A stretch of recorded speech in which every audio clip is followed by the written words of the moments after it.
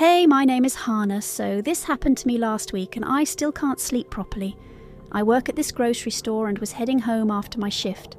I grabbed some wine on my way back, thinking I'd have a chill night. Almost got hit by a car while walking.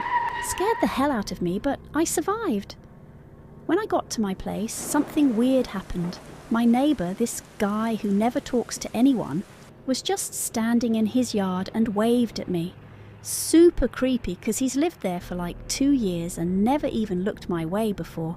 I awkwardly waved back and hurried to my door. That's when I saw this envelope, just sitting there with my name on it, to Hannah. I took it inside, had dinner, got changed into my PJs and looked out my window. The creepy thing was that neighbour was still out there, just standing and doing nothing. Like, who does that? I tried to ignore it and settled on my couch with my wine and TV. The envelope was bugging me though, just sitting there on my table. When I opened it, the handwriting was all fancy, but something felt off about it. My stomach dropped when I read it. I know what you did. Meet me at your old grandmother's house at midnight. I felt sick. My grandma's old house. Man, I spent so many summers there as a kid. We'd play hide and seek in her garden, tell secrets under this huge oak tree. But reading that note brought back other memories. Stuff I've been trying real hard to forget. It was getting dark outside and I kept looking at that oak tree in my backyard.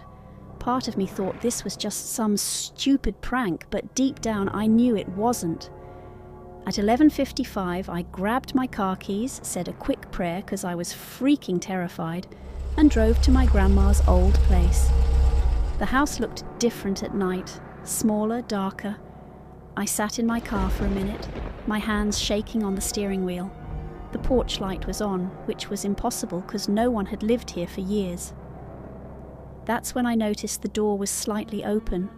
I almost drove away right then, but something made me get out of the car. The gravel crunched under my feet as I walked up to the house.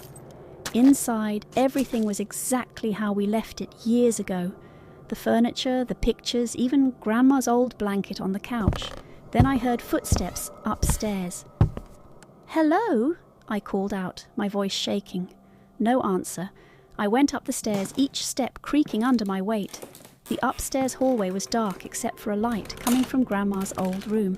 My heart was pounding so hard I could hear it. When I got to her room, I froze. Sitting at her old vanity was my neighbour, the creepy one who'd waved at me earlier. He turned around slowly, holding an old photo album. "You look like her," he said, his voice weirdly calm. "Your grandmother. I used to watch her from my window every day." That's when it hit me. He wasn't my neighbour at all. The man I'd seen earlier wasn't the same person who lived next door. This guy was older, his face lined with age. "I was there that night," he continued, flipping through the album.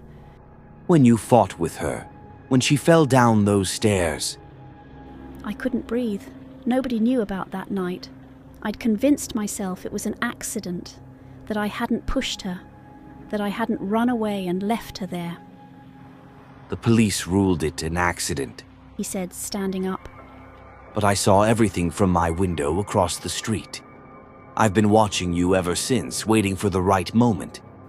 I backed away, but he was faster. He grabbed my arm, his fingers digging into my skin. "Your grandmother was a kind woman. She didn't deserve what you did to her." I yanked free and ran. Down the stairs, through the front door, across the yard. I could hear him behind me, his footsteps getting closer. I made it to my car, fumbling with the keys, my hands shaking so bad I could barely get them in the ignition. As I sped away, I saw him in my rearview mirror, standing in the middle of the road. He wasn't chasing me anymore. He didn't need to. The police didn't believe me when I reported him. They said the house had been empty for years, that no one lived across the street back then. But I know what I saw. I quit my job at the grocery store the next day. I'm moving out of my apartment this weekend. But the worst part? Every time I look out my window at night, I see him, standing there, watching, waiting.